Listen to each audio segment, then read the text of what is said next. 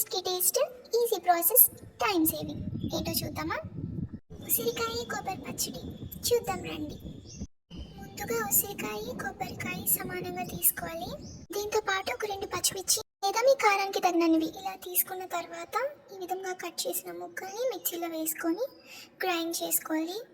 అలాగే దాంట్లో కొంచెం రుచికి సరిపడేటువంటి ఉప్పు, కొంచెం జీలకర్ర, అలాగే కొంచెం పసుపు వేసుకున్నాక మంచిగా మిక్స్ చేసేసుకోవాలి.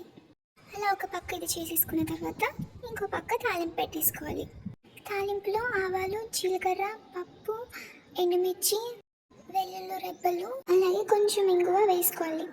ఇలా అయిపోయిన తాలింపుని గ్రైండ్ చేసి పెట్టుకున్న దీంట్లోకి వేసేసుకొని కలిపేసుకోవడమే. అంతే, మన ఉసిరి కొబ్బరి పచ్చడి రెడీ. ఖచ్చితంగా చేసి చూడండి. బాయ్. Thank you. మరో రోజు కలుద్దాం.